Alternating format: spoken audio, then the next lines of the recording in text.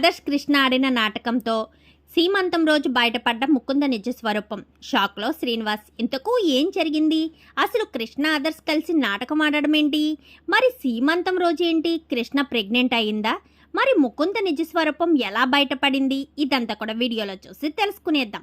Krishna, Mukunda, Murari upcoming ఎపిసోడ్స్లో ఏం జరగబోతుందో ముందుగా తెలుసుకోవాలి అనుకుంటే వీడియోని లైక్ చేయండి, ఛానల్ని సబ్స్క్రైబ్ చేసుకోండి, పక్కనే ఉన్న బెల్ సింబల్లో ఆల్ పై క్లిక్ చేయండి. ఇలా చేయడం వల్ల అందరికంటే ముందుగా చూడవచ్చు. మొత్తం మీద చూసుకున్నట్లయితే ఇంకా కృష్ణ వాళ్ళు ఇంటికి వచ్చేసిన తర్వాత ముకుంద్ అయితే చాలా సంతోషంగా ఉంటుంది. ఇంకా తన సంతోషాన్ని అంతా చూస్తూ ఇంకా ఆదర్శ్ అయితే గమనిస్తూనే ఉంటాడు.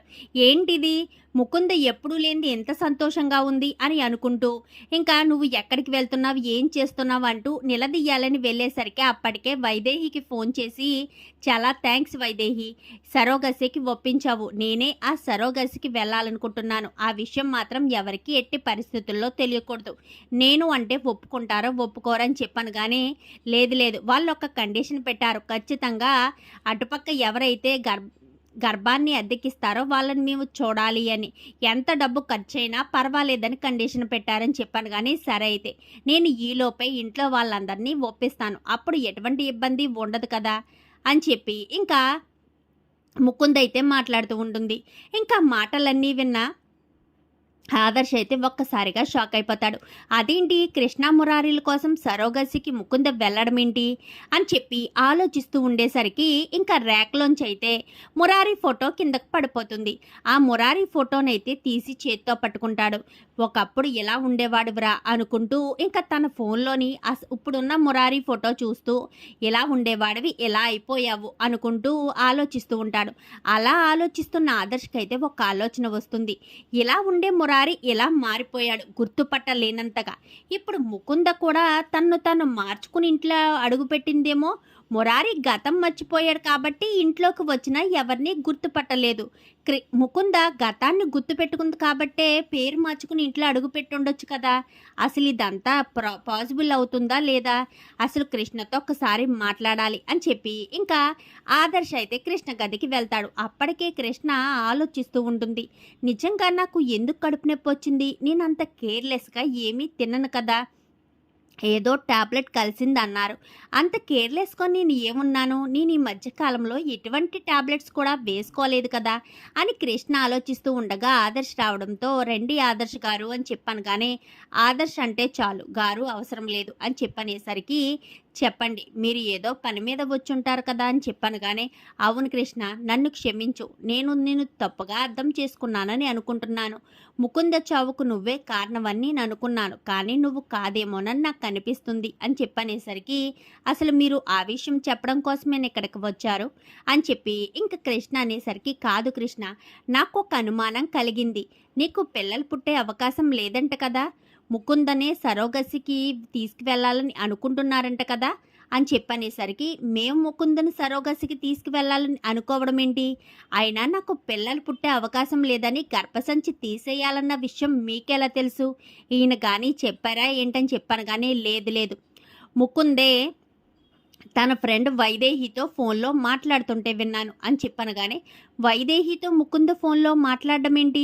నాకేమీ అర్థం కాలేదండి అని చెప్పాను. కానీ నాకు అర్థం కాకే నీ విషయమని నీ దగ్గరికి వచ్చానని చెప్పనేసరికి, నిజంగానే నీకు పిల్లలు పుట్టే అవకాశం లేదా కృష్ణ అని చెప్పనేసరికి, నిజంగానే లేదండి, ఏదో టాబ్లెట్ కలిసిందంట, అందుకోసమనే నా గర్భసంచికి ఇన్ఫెక్షన్ వచ్చి గర్భసంచి తీసేయాలంట అని చెప్పాను. కానీ లేదు నాకెందుకో అనుమానం కలుగుతుంది, ఇదంతా ముకుంద చేసిందనే అనిపిస్తుందని చెప్పాను. కానీ ముకుంద ఎందుకు చేస్తుంది అని చెప్పనేసరికి, నాకు అనుమానం మాత్రమే, తను నిజంగా ముకుంద రూపంలో వచ్చిన ముకుందేనేమోనని.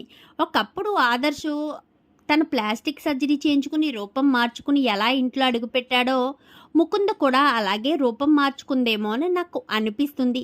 తన చేష్టలు, తన ప్రవర్తన అన్నీ కూడా గమనిస్తూనే ఉన్నాను అని చెప్పనేసరికి, అవునా, నాకు కూడా అప్పుడప్పుడు అనుమానం కలుగుతుంది, తనకు ఎవరూ లేరంటుంది కానీ నాన్న అంటూ ఇంకెవరితోనో ఫోన్లో మాట్లాడుతుంది, 1-2 సార్లు నేను చూశాను అని చెప్పనేసరికి, నేను కూడా చూశాను అని చెప్పి ఆదర్శ్ అంటాడు. మరి మనకు వచ్చిన ఈ అనుమానం ఎలా నివృత్తి చేసుకోవాలి అని చెప్పనగానే, ఆలోచించు కృష్ణ, ఆలోచించు, ఏదైనా ఉపాయం తడుతుంది అని చెప్పనేసరికి, నిజంగానే నీ గర్భసంచి తీసేశారా అనగానే ఇంకా లేదండి. అది ఒక 4, 5 డేస్‌లో ఆపరేషన్ జరగాల్సి ఉందంట అని చెప్పాను గానీ, లేదు కృష్ణ తొందరపడకు. ఏదైనా అవకాశం ఉందేమో. ఒక్కసారి ఎవరినైనా సెకండ్ ఒపీనియన్ తీసుకుంటే బాగుంటుంది కదా! అని చెప్పాను గానీ, సరేనండి తీసుకుంటాను.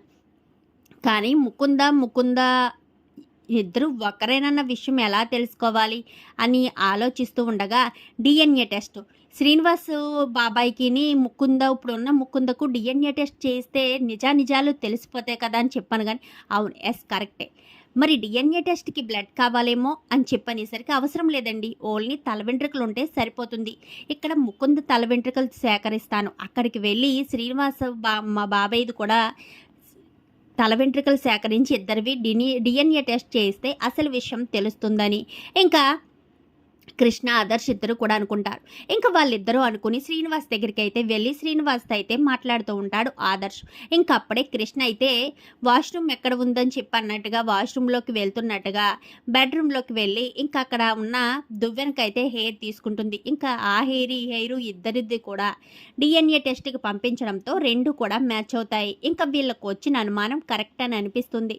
ఇంక ఈలోపు తన అమెరికా ఫ్రెండ్కి కూడా కాల్ చేసేసరికి ఏంటి కృష్ణ చాలా రోజుల తర్వాత ఫోన్ చేసావు అనగానే ఒక ప్రాబ్లం వచ్చిందని చెప్పనేసరికి ఏంటి ఆ ప్రాబ్లం అనగానే జరిగిన విషయం చెప్పడంతో దీనికి కంగారు పడ్డం ఎందుకు, తొందరపాటు నిర్ణయం ఏమీ చేయలేదు కదా అనగానే ఇంకా లేదని చెప్పనేసరికి దాని గురించి ఏమీ ఆలోచించొద్దు, కొన్ని టెస్టులు చేసి కొన్ని క్లియర్ చేసేస్తే ఇన్ఫెక్షన్ మొత్తం పోతుంది, కానీ 1 వీక్ నా దగ్గర ఉండాల్సి వస్తుంది అని చెప్పనేసరికి అదే విషయం ఆదర్శ్కి చెప్తుంది కృష్ణ. సరే అయితే నువ్వు వెళ్ళు, నేను ఇక్కడ మురారిని ముకుందకు దగ్గర చేసే ప్రయత్నం చేస్తాను. ఎందుకంటే మురారి ముకుంద ఇద్దరు ఓ చోట ఉంటే ముకుంద నువ్వు ఎక్కడికి వెళ్ళావన్న ఆలోచన కూడా తనకు రాదు.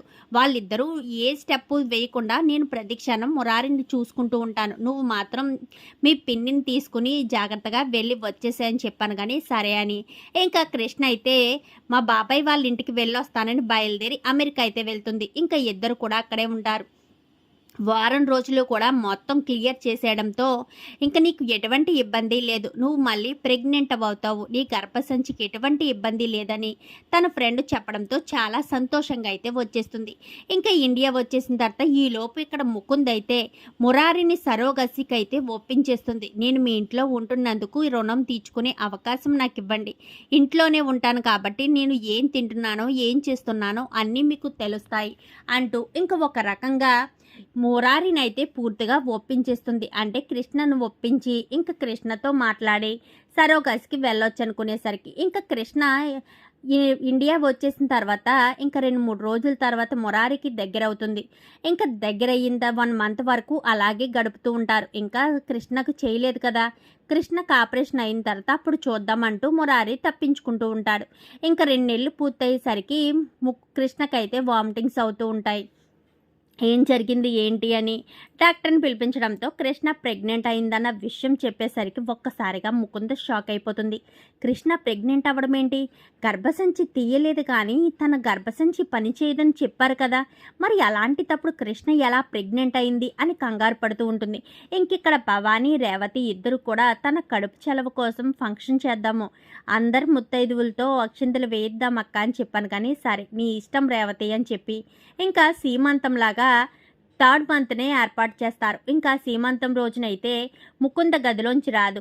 ఇంకా మురారి అదంతా చూసి మురారి అయితే ఏంటి ముకుంద గారు బయటికి రాలేదని చెప్పాను కానీ మీరు నన్ను మోసం చేశారు, నాకు మాట ఇచ్చారు, సరోగసికి ఒప్పిస్తానన్నారు, ఇప్పుడేమో మీ ఆవిడ కృష్ణ ప్రెగ్నెంట్ కావడంతో కృష్ణతో సంతోషంగా ఉన్నారని చెప్పాను కానీ అదేంటండి అలా మాట్లాడతారు, కృష్ణకు గర్భసంచి తీసేస్తే కదా సరోగసి చేయిస్తాము, మరి కృష్ణే ప్రెగ్నెంట్ అయిన తర్వాత సరోగసికి నేను ఎందుకు వెళ్తాను, అసలు మీరు మాట్లాడే దాంట్లో అర్థం ఉందనగానే మీరు నన్ను మోసం చేశారు అంటూ ఇంకా ముకుంద చాలా ఎక్కువగానే మాట్లాడుతూ ఉంటుంది.